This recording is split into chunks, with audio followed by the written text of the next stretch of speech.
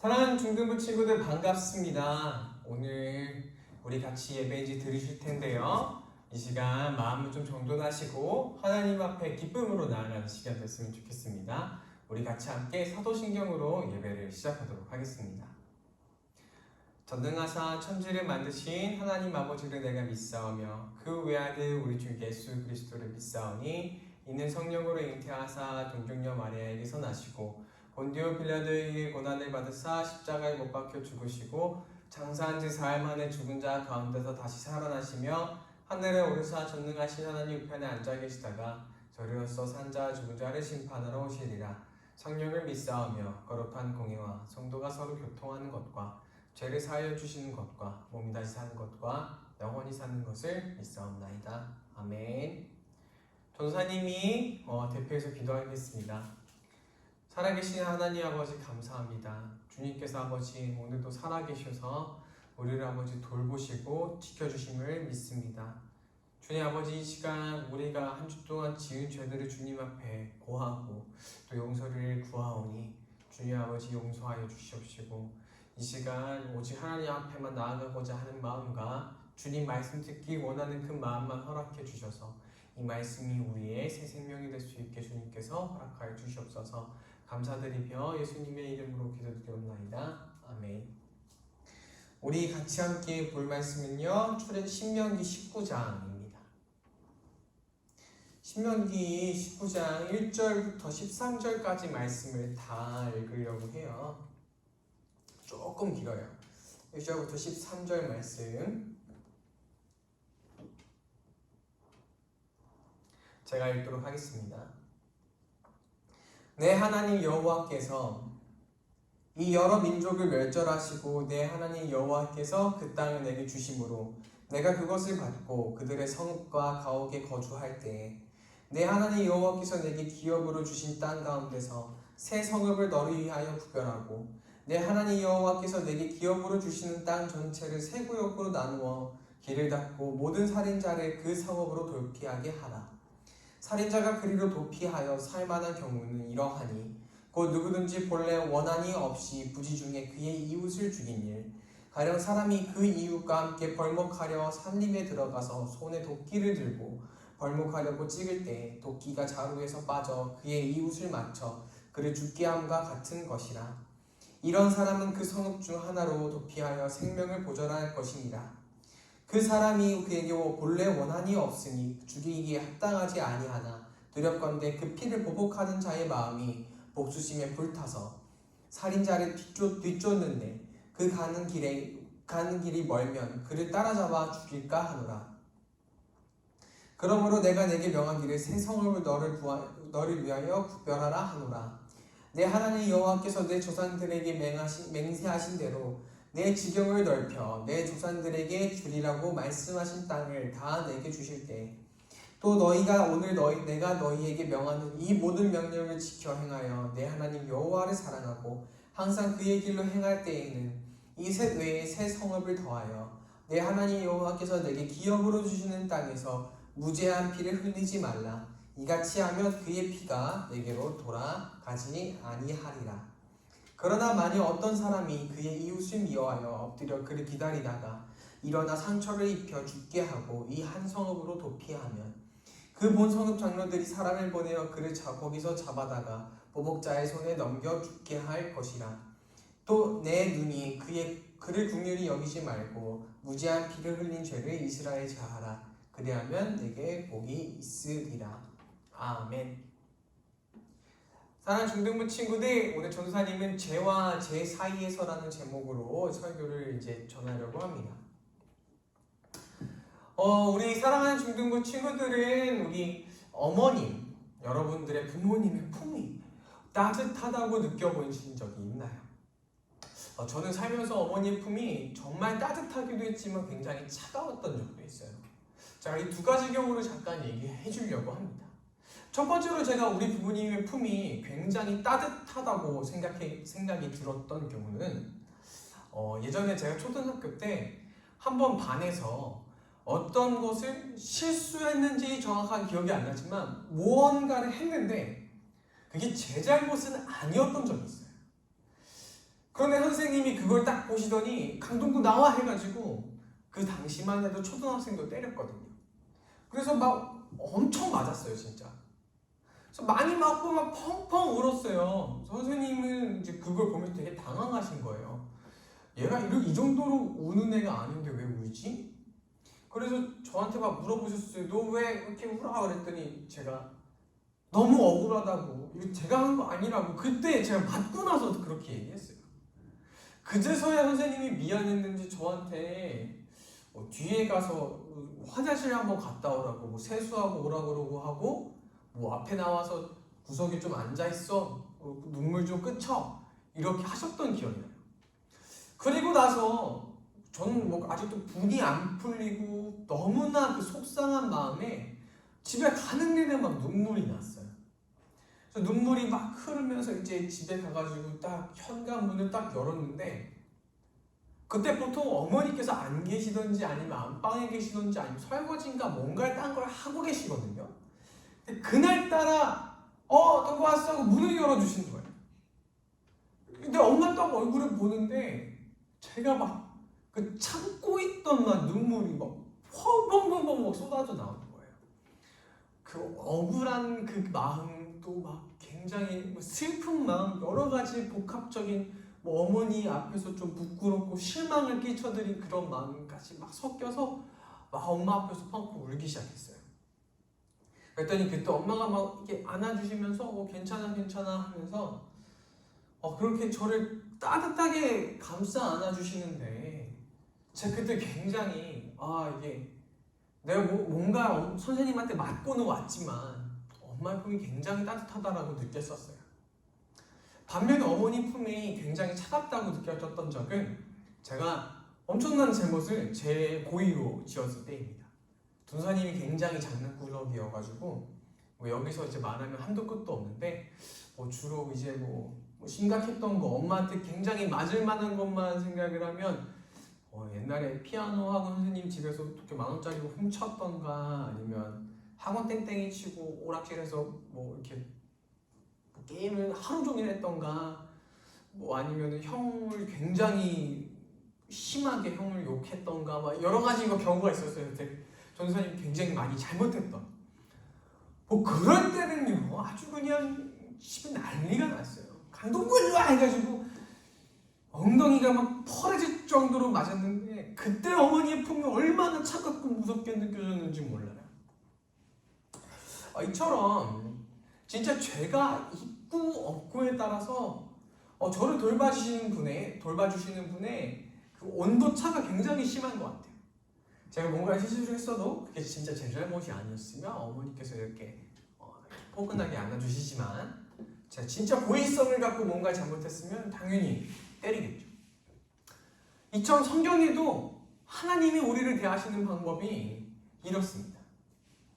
우리 이 오늘 말씀 신명기 말씀에 보면은 도피성이라는 단어가 나오는데, 이 도피성은요 실수를 해가지고 사람을 죽인 사람들이 도망쳐가는 곳이었어요. 그곳에 가면은 하나님이 이제 죄를 감싸 이렇게 주셨거든요. 그래서 오늘 이 말씀을 보면서요 어떤 죄에 대한 고의성이 있고 없고 그 죄에 대한 하나님의 그 온도차가 얼마나 큰지 한번 살펴보면서 우리가 어떤 것을 배워야 될지 한번 알아가 보도록 하겠습니다. 자, 오늘 두 가지로 나눠서 생각해 보려고 하는데요. 첫 번째는 죄를 감싸주시는 하나님입니다. 오늘 말씀 1절부터 3절 말씀을 잠깐 같이 한번 보면요, 제가 읽도록 하겠습니다. 내 하나님 여호와께서 이 여러 민족을 멸절하시고 내 하나님 여호와께서 그 땅을 내게 주심으로 내가 그것을 받고 그들의 성읍과 가옥에 거주할 때, 지금 여기가 무슨 내용이냐면 이스라엘 백성들이 출애굽을 했어요. 애굽으로부터 이렇게 나와가지고 이제 광야 생활도 하면서 여러 민족들을 이렇게 정복해 나갑니다. 그리고 이제 가나안 땅에 이제 들어가기 전에 이제 여러 민족들이 좀 전쟁을 조금 했었는데, 그때 이제 하나님께서 너희에게 주신 그 성읍과 가옥에 거주할 때 내 하나님 여호와께서 내게 기업으로 주신 땅, 그러니까 정복해서 그 얻은 땅에 땅 가운데에서 새 성읍을 너를 위하여 구별하고 이스라엘을 위하여서 세 개의 성읍을 이렇게 따로 놔두랍니다. 내 하나님 여호와께서 내게 기업으로 주신 땅 전체를 세 구역으로 나누어 길을 닫고 모든 살인자를 그 성읍으로 도피하게 하라. 길도 열어놓고 성읍도 이렇게 세 군데로 적절하게 나눈 다음에 모든 사람을 죽인 사람을 거길로 도망치게 하라고 얘기를 합니다. 말씀 속에서 하나님께서 세 가지 성을 나눴다고 했잖아요. 그 세 가지 성이 뭘까요? 바로 아까 말씀드렸던 도피성입니다. 이 도피성에는요, 이스라엘 가운데서 예기치 못한 어떤 살인 사건에 휘말렸던 사람들이 이제 거길로 도망가게 되었어요. 예를 들면은 이제 성경에서 뭐라고 얘기하냐면 4절부터 6절에 보면은 자세하게 어떤 사람들이 그 도피성으로 가는지 써여 있습니다. 어떤 사람이냐면 예를 들어 도끼로 제가 이제 나무를 막 찝고 있었어요. 그런데 도끼 끝에 보면 그 쇠몽둥이가 무겁잖아요. 쇠에다가 나무가 이렇게 연결되어 있는데 이 나무만 자꾸 휘두르다가 연결이 약해져가지고 쇳덩어리만 날아간 거예요. 날아가가지고 어디로 날아가냐면 저 밑에 있던, 제가 산에 있었으니까 저 밑에 있던 길 가던 사람 머리에 맞고 그 사람이 죽었어요. 이 같은 경우는 얼마나 억울하겠어요, 이 사람이. 그쵸? 그래서 이런 이가 억울한 사람들을 위해서 하나님이 도피성을 준비해 주셨어요. 그리고 또 이거는 단지 그냥 고의로 살인사건을 저지른 사람을 위한 것이, 아니 고의를 가지지 않고 살인사건을 저지른 사람만을 위한 것이 아니라 사실상 이스라엘 전체를 위한 것이기도 했어요. 한번 상상해 보도록 합시다. 예를 들어서 제가 운전을 하다가 뭐 이렇게 실수로 누군가를 쳐서 죽였어요. 아니면 나무를 찍다가 이 쇠문둥이 날아가서 똑같은 누군가를 또 죽인 거예요. 이런 여러 가지 실수로 사람들을 죽일 수 있는 경우가 무궁무진하잖아요. 그런데 저한테 누군가 쟤도 살인범이야 라고 얘기한다면 그래가지고 똑같이 죽여야 돼. 왜냐면 이스라엘에서는 어떤 법이 있었냐면 눈에는 눈으로 갚고 이에는 이에로 갚으라는 얘기가 있었어요. 피에는 피로 갚는다는 법이 있었어요. 그래서 누군가를 죽였다면 그 사람의 피를 흘렸기 때문에 저도 죽어야 되는 거예요. 그런데 그건 완전 제가 만약에 뭐 나무를 캐다가 누군가를 실수로 죽였다거나 아니면 운전을 하다가 실수로 죽였으면 그건 정말 말 그대로 실수였지. 제가 고의로 죽인 게 아니잖아요. 얼마나 억울하겠어요. 그래서 사실상 이런 어떤 혼란, 만약에 실수로 사람을 죽인 사람도 사형의 죄로 처벌하게 되면 나라에 얼마나 큰 혼란이 생기겠습니까? 그래서 하나님은 이스라엘 전체를 위해서도 또 그 실수로 사람을 죽인 그 한 사람 개인을 위해서도 이러한 도피성이라는 개념의 법을 만들어 주셨습니다. 그래서 이 도피성에 사람들이 들어가면은 살 수 있었어요. 누구로부터 살 수 있었냐면 자기를 죽이려고 하는 사람들. 왜냐면 제가 죽인 사람들의 친척이나 뭐 형제나 와이프나 남편 있을 거 아니에요. 그 사람들은 피에는 피로 갚아야 되기 때문에 실수로 죽였어도 저를 얼마나 죽이고 싶겠어요. 그런데 제가 도피성에 들어가면 그거를 피할 수 있게 되는 거죠. 그런데 이게 굉장히 재밌는 게 있어요. 제가 만약에 실수로 누군가를 딱 죽였어요. 그리고 막 큰일 났다 해가지고 도피성으로 이렇게 도망갔어요. 도피성으로 도망가고 나서 딱 도피성에 도착했습니다 하고 딱 옆에 보니까 저를 죽이려고 하는 사람이 이만큼 따라왔는데 도피성이 못 들어간 거예요. 그럼 제가 막 이제 올레리 꼴레리 뭐 못 들어왔지 하면서 막 이렇게 놀리면은 될까요? 그래서 난 여기 들어왔으니 이제 내 모든 죄가 끝났어, 게임 오버야, 오버 이렇게 얘기하면서 이 사람들이 이제 돌아가고 나서 제가 이제 도피성에서 죄가 다 끝났습니다 하고 막 다른 데 돌아다녀도 될까요? 안 될까요? 안 된대요. 도피성에 있는 사람은요, 제사장한테 가가지고요 어떻게 했어야 되냐면 자기가 잘못한 것을 다 얘기해야 돼요. 제가 이런 실수를 해가지고 제가 나무를 찍다가 제가 뭔가 실수해가지고 사람을 죽였습니다 라고 얘기하면 제사장이 얘기를 해줘요. 그럼 여기서 내가 여기 방 한 편 줄 테니까 여기서 살아. 그런데 웃긴 게 뭐냐면 거기서 살고 영원히 나오지 못합니다. 영원히 성 밖을 나오지 못해요. 만약에 혹시라도 이 사람이 성 밖을 나갔다가 제가 죽인 사람의 형제나 다른 지인들이 저를 죽인다면 그 사람들한테는 죄가 없대요. 왜? 내가 도피성 밖을 나갔으니까. 그러나 딱 한 번 이러한 일이 발생하면 이 도피성에 들어온 사람도 밖에 나가서 살 수 있게 되었어요. 그건 어떤 일일까요? 바로 저를 받아준 제사장이 죽었을 때, 그때는 이제 밖에 나가서 살 수 있게 됩니다. 왜냐하면 이 도피성이 죄가 아무리 큰 실수였다라고 해서요, 도피성으로 이렇게 들어왔을 때 죄가 없어지는 것이 아니라 이 사람이 죽으면 그냥 죽을 때까지 연장되는 것뿐이에요. 도피성에 들어갔다고 해서 죄가 사라지는 것이 아니라 이 사람은 죽어야 되는데 도피성에 들어옴으로써 그냥 죽을 날이 자기 그 수명대로 죽을 날로 연장되는 것뿐입니다. 갇혀 살면서. 그런데 만약에 제사장이 죽게 되면 피해는 피로 갚는다는 법이 구약 시대에 있듯이 이 사람의 죄를 약간 대신 비슷한 격으로 제사장이 대신 피를 흘렸으니까 이제 나갈 수 있게 되는 거예요. 근데 이걸 딱 보면요, 누가 떠오르지 않나요? 저는 예수님이 떠오르는 것 같아요.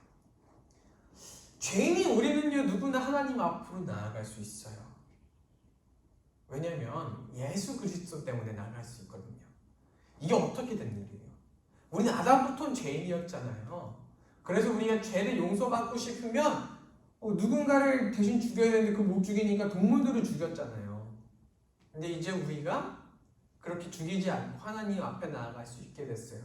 마치 제사장이 죽었을 때 우리가 도피성 밖에 나갈 수 있게 되는 것처럼 이제 예수 그리스도께서 죽으심으로 인하여서 우리가 하나님 앞에 나아갈 수 있게 되는 겁니다.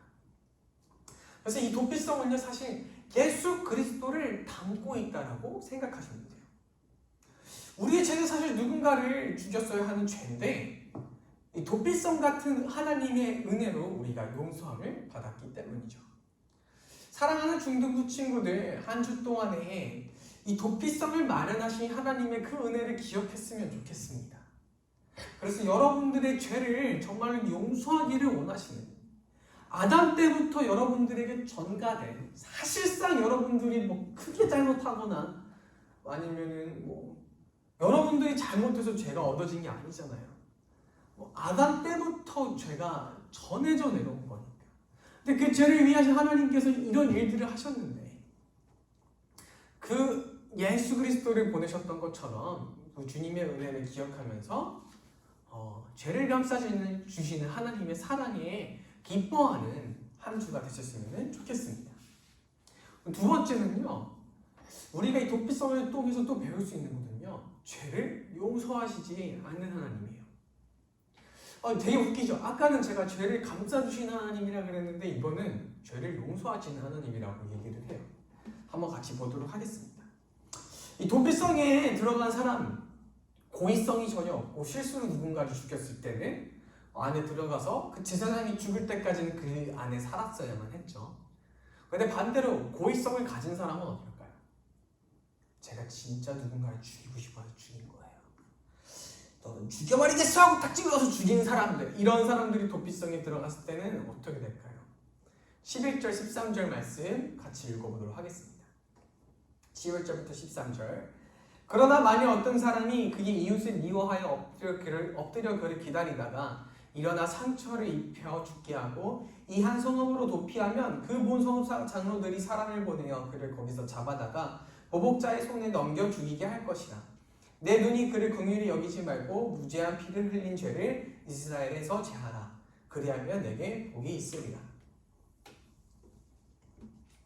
말씀 속에서 이제 회의로 사람을 죽인 사람은 어떡하라 그러냐면, 이 사람이 아무리 도피성으로 들어왔더라도 제사장들이 잡으래요. 잡아서 누구한테 줘요? 그 피해를 당한 사람들, 복수하기를 원하는 사람들에게 넘겨주래요. 굉장히 온도차가 크지 않나요? 아까는 제사장이 막 방도 마련해주고요, 이 성읍에서 살게끔 해줬지만 이번에는 잡아다가 넘겨서 죽게 하래요. 그리고 어떻게까지 얘기하냐면 이 죄인을 긍휼히 여기지 말라라고 얘기해요. 왜냐하면 하나님의 긍휼을 핑계를 삼아가지고요, 저 성읍에만 가면 용서해 주신다 그랬지, 이런 거죠. 사람을 죽기 전에 이런 생각도 할 거예요 아마. 야, 저기 살인자들이 가는 성이 있는데 저기 가면은 죄가 용서받는데 아무도 건들 수가 없대. 난 저 새끼 죽여야겠어 하고 죽이고 제 성읍으로 가가지고 이제 하나님께서 용서해 주시겠지, 이렇게 생각하는 사람들을 향하여 하나님은 긍휼히 여기지 말라. 왜냐하면 하나님의 긍휼을 핑계 삼아서 죄를 짓고 도피성에 오는 사람들을 하나님께서는 자비를 베풀 수 없다라고 못 받고 있기 때문입니다. 이러한 하나님의 긍휼, 고의로 죄를 짓는 사람들에 대해서 끌어내라, 용서할 수 없다라고 하시는 하나님의 긍휼에 대해서 히브리서 10장 26절에서 굉장히 잘 설명을 합니다. 제가 읽어보도록 하겠습니다. 우리가 진리를 아는 지식을 받은 후 짐짓 죄를 범한 즉 다시 속지 않은 제사가 없고. 다시 한번 얘기할게요. 우리가 진리를 아는 지식을 받은 후 짐짓 죄를 범한 즉 다시 속지 않은 제사가 없고. 하나님의 긍휼은 예수를 믿고 나서 죄를 짓는 사람들에게, 죄를 짓지 않는 사람들에게 있습니다. 그러나 예수를 믿고 나서도요, 계속해서 범죄를 행하는 그 사람들을 향한 새로운 제사는 없습니다. 좀 무섭죠. 물론 이 말씀은요, 예수님 초기 당시에 유대인들이 예수를 믿는다고 믿었다가 조금 핍박을 당하니까 다시 예수님을 막 욕하는, 예수님을 다시 욕하고 다시 유대교로 돌아갔던 사람들에게 한 말씀이긴 합니다. 예수님 믿을게요 이렇게 막 믿는다라고 얘기했다가 이제 또 막 욕을 먹으니까 그러니까 예수 더러운 예수야, 난 절대 안 믿어, 이런 사람들한테 한 얘기긴 합니다. 그런데 이 말씀을 듣고 우리도 한번 좀 깊게 생각해 보아야 될 것 같습니다. 어떤 부분을 깊게 생각해야 되냐면 하나님의 마음이죠. 오늘 이 도피성에 고의로 죄를 지은 사람들, 이런 도피성이라는 큰 은혜라는 성이 있는데 그곳에서 용서해 주신다는 하나님의 은혜가 있는 그 성음이 있는 걸 알고 죄를 짓는다면 거기에 대해서 하나님이 용서해 주시지 않는다라고 말씀하셨는데, 그리고 히브리서 10장 26절에서도 우리가 진리를 아는 지식을 받았다고, 예수의 지식을 받았지만 진즉 다시 죄를 범한 즉 다시 죄를 지으면 다시 속지 않은 제사가 없다라고 얘기합니다. 이런 의미에서 만약에 우리가 예수를 믿는다라고 하면서 하나님께서 어차피 용서해 주시겠지, 예수님께 회개하면 되겠지라는 생각을 가지고 죄를 짓는다면, 그렇게 고의적으로 끊임없이 죄를 짓는다면 그것이 어떤 의미를 하나님 앞에서 갖는지 조금 깊게 생각해 보게 됩니다. 그리고 저는 하나님이 도피성에 대하여 죄를 고의로 짓는 자들을 대하는 방식을 봤을 때, 제사장들로 하여금 이 고의로 죄 지은 살인자를 잡아다가 도피성 밖으로 내치는 방식을 보았을 때 결코 쉽게 넘어가지는 않을 것이라고 생각합니다. 사랑하는 중등부 친구들, 만약에 우리가 예수를 믿는다라고 했다면 정말 끝까지 죄와 싸워나가셔야 됩니다. 죄에 대해 너무나 가볍게 생각하고 있어서 짓고 회개해야지라고 생각하고 있다면 그것은 아마 하나님 앞에서 큰 벌을 쌓아나가는 것일 겁니다. 우리를 구원하신 하나님의 은혜, 도피성 같은 그 큰 은혜에 감사하며 살아가는 길은 정말로 죄와 싸워나가는 길이지, 언제나 난 용서받을 수 있어라고 안일하게 생각하는 길은 아닐 것입니다. 사랑하는 중등부 친구들, 날마다 하나님의 그 큰 은혜에 감사하며 살아가시는 중등부 친구들이 되기를 바랍니다. 결론입니다. 오늘은 말씀을 두 가지로 나누어서 살펴봤는데요. 오늘 우리 도피성으로 알 수 있는 것은 죄인된 우리를 예수 그리스도 통해서 하나님이 감싸주신다는 것입니다. 그리고 두 번째로, 예수의 그 크신 은혜를 알면서도 만약에 죄를 짓는다면 그것에 대해서는 하나님이 결코 죄 없다라고 하시지 않는다는 것이죠. 만약에 우리의 삶 속에서 죄와 죄 사이에서, 고의성이 있는 죄와 고의성이 없는 죄 사이에서 여러분들이 서 있다면, 여러분들은 예수의 은혜를 알고 변해가려고 하는 사람들입니까? 아니면 예수의 은혜를 아는데도 불구하고 계속해서 죄를 짓는 사람들입니까? 오늘 그렇게 한번 스스로 질문해 보시고 한 주 동안 하나님의 도피성 같은 큰 은혜, 바로 그 예수 그리스도의 은혜를 깊이 묵상하면서 살아가시는 중등부 친구들 되기를 주님의 이름으로 축복합니다. 같이 기도하도록 하겠습니다. 살아계신 하나님 아버지, 감사합니다. 주께서 아버지 우리를 예수 그리스도를 통해서 받아주시고 하나님 죄인을 구원해 주셔서 감사합니다. 그러나 우리가 연약한 인간입니다라고 변명하고 죄를 지을 수밖에 없었습니다라고 변명하면서 예수가 있음에도, 예수가 분명히 앞에 계심에도 불구하고 죄를 짓고 살아가는 것을 하나님 용서하여 주시옵소서.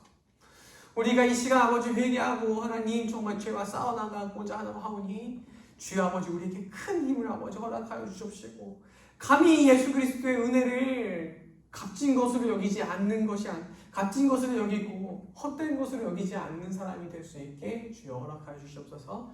예수님의 이름으로 기도드렸나이다. 아멘. 우리 주기도문으로 예배를 마치도록 하겠습니다. 하늘에 계신 우리 아버지여, 이름이 거룩히 여김을 받으시오며 나라의 임하옵시며 뜻이 하늘에서 이루어진 것 같이 땅에서도 이루어지리라. 오늘날 우리에게 일어난 양식을 주옵시고, 우리가 우리에게 죄진 자를 사하여 준 것 같이 우리의 죄를 사하여 주옵시고, 우리를 시험에 들게 하지 마옵시고 다만 악에서 구하옵소서. 대개 나라하고 권세 영광이 아버지께 영원히 있사옵나이다. 아멘. 사랑하는 중등부 친구들, 오늘부터 이제 공과 국어를 아마 줌으로 하게 될 텐데요. 잘 참여해 주시고요. 다음 주에 뵙도록 하겠습니다. 안녕.